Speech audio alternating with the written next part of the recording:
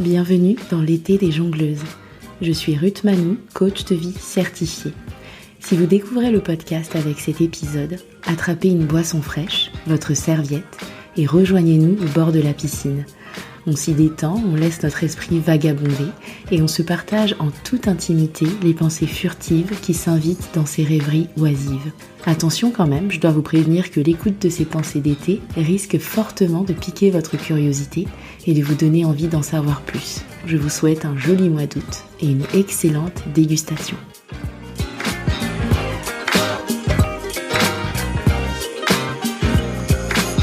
Hello tout le monde, j'espère que vous allez bien.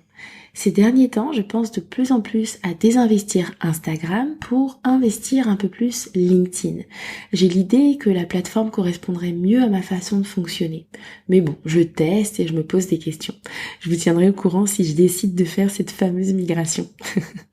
Mais bref, du coup, je passe de temps en temps sur LinkedIn pour m'acclimater à la plateforme et au type de contenu qui y est partagé. Et j'ai remarqué une chose qui m'a agréablement surprise, c'est que beaucoup de personnes partagent des anecdotes personnelles, parfois intimes ou familiales, et sans aucun lien avec la vie professionnelle. Et je trouve ça cool, parce que je considère qu'on est toujours la même personne, qu'on soit dans notre vie professionnelle ou dans notre vie privée. Mais, dans la section commentaires, il y a toujours une personne qui lâche un petit commentaire bien piquant du style « Mais ça n'a rien à faire sur LinkedIn, ça !» Et c'est vraiment la chose la plus triste du monde. Alors oui, j'ai une légère tendance à exagérer, c'est vrai.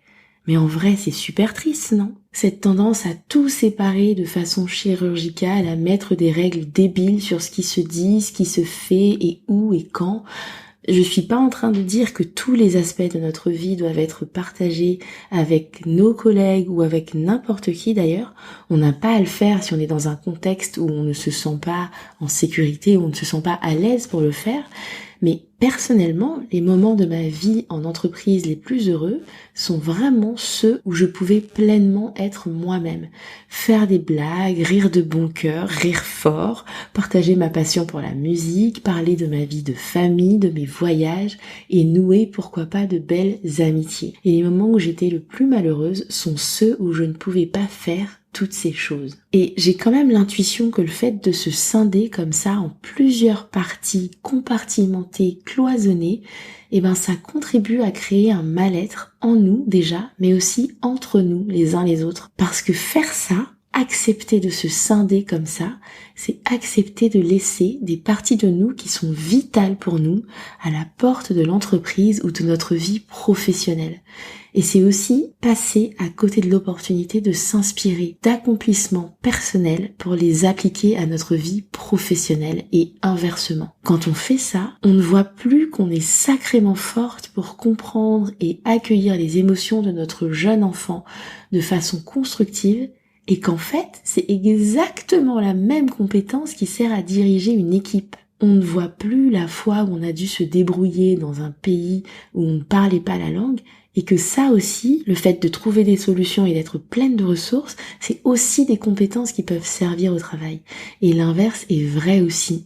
On ne va pas non plus faire le lien entre notre vie professionnelle et le reste, alors que notre vie professionnelle aussi peut être source de richesse. Du coup, mon invitation pour vous est de faire ce lien pour vous-même.